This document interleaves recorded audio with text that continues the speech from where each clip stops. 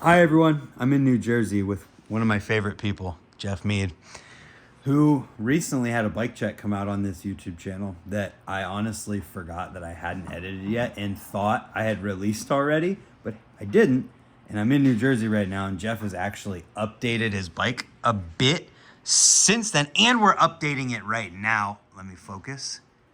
With the Lip Lord S&M Fit Gyro that just came out. He has it, hadn't put it on yet, updated his bike a bit. I figured why not film him putting the gyro on his bike. It's a pretty quick process and good way to show his new parts on his bike and the gyro getting put on too. So it is available now for anyone who might want one. But yeah, what are we doing first? We're gonna do the gyro first. Okay. Then we can roll down on. Talk about the goodies. Talk about the goodies. Because I see a lot of stuff that's actually changed. It has, yeah. I changed my paint job, particularly at this point. Yeah. So you had the Fit gyro on here. I did. If I can get the focus. So it's the same gyro, but just different graphic on it. And that is not a Park tool, but we're going to shout out Park tool. It was a gift from a bike shop. So. That's also wasn't in the bike check. Nope, we'll talk about it later. Oh man, get to see all of the intricacies of the little cable thingies. Yeah, the Yeah. No-con cable is aluminum, so it rattles a bit. Oh, so I found these at the bike shop, and they use them on mountain bikes to keep the shifters and the brake cables away from each other. So I use that to keep it from rattling around on my handlebars or in my steer tube. I gotcha. I want to give a quick shout out too to Zach Gerber, whose video is playing on the TV currently on mute, because Zach's a savage. Anyways, bars coming off. Loosened up the Wooder stem. CNC gyro tabs on there. Oh my gosh. It's one of my favorite things on the bike. Go look at the bike check. It was in that, and there's more lit views. Is that a single titanium spacer? Yeah. Yeah, I did the Stranger flush headset cap, and this is a 20 millimeter titanium headset spacer that I got off of Amazon. Was that in the video too, or did you change that? Okay. That was, I actually saved that headset to build this bike. Like, I bought a bunch of, when I went from the V1 to the V2, I bought a bunch of stuff to... Oh, you were trying to save weight, right? Update, celebrate. Yeah, so gotcha. I got a new headset, new bottom bracket. So has this old gyro done well? Yeah. Yeah, it actually is still running super smooth. Sweet. Never had to do anything. I mean, pretty much I did exactly what I'm doing right now on it. I have some secret sauce here that I'm going to put on. You don't have to say what it is, but where are you putting that? I'm going to take this and dabble a little bit underneath the resin here. Underneath the bushing. I gotcha. What is that doing? And then what this does is it just breaks down any friction if this thing sat in a box for too long, or it just pretty much takes away some of the friction that maybe a slightly dry bushing would feel like. I gotcha. Rolling around in there, not too much, and also like once I put pressure on it with the cables, Yeah. there might cause a little bit of friction in there, so it's just starting to break down any kind of rolling resistance that bushing might want to do. So when I put mine on, what do I put in there?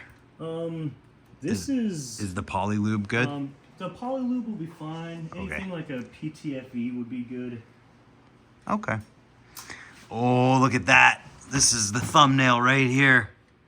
Thumbnail out of the way. What are we doing? I'm putting my handlebars back on now. Oh, okay. I'm gonna take Gyro's on. Put this through here. I'm gonna push. Just remember, kids, always make sure that your stem is sitting above the top bolt in your stem.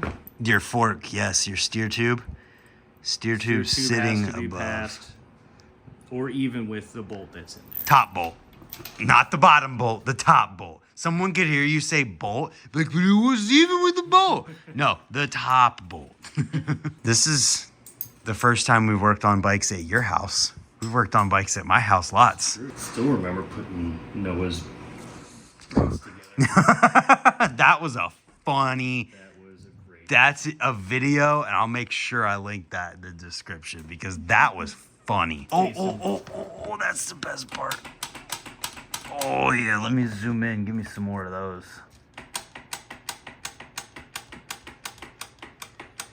I love it. Well, it's on and it works. It's on and it is working. Looks good. Back in here. So, what's new on your bike, dude? I see grips. We got some grips on here. We got some. Are those the Passero grips? These are the Passero grips. 163 millimeter wide, soft compound, made by ODI in the USA. Yes, sir. BMX Foo. Then front cable or front lever Front is brake new. lever is the Fly CNC front brake lever. I'm pretty sure it was in your mailbox when we filmed the bike check. It was literally in my mailbox. Like if I waited an hour before driving to Ohio, I would have had it with me. Yeah. And then we've actually got the Woodard designed Geoff Meade signature bar ends. I got it. Little brake in drop dead red or stop dead red. That's sick. Any other changes? Also accompanied by the Woodard Designs cable crosser. Oh yeah.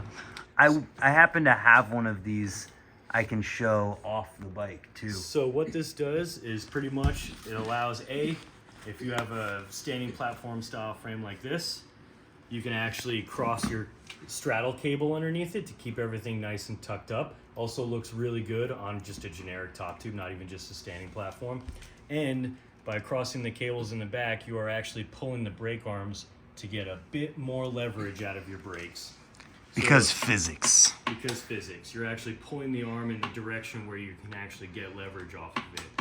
Yeah, can you pull those a couple times and get like that? Oh my God, listen to that. Also strips away some flex out of the brake system by putting these cables. Like sometimes people, if they're not running this and do a regular loop and they squeeze it, these cables will just hit the steer tube and cause the cables to actually flex. So what this does is it guides the cable in the perfect axis it needs to pull on the brake arm, and then keeps everything moving nice and smooth and keeps the cable from actually hitting a metal on metal point.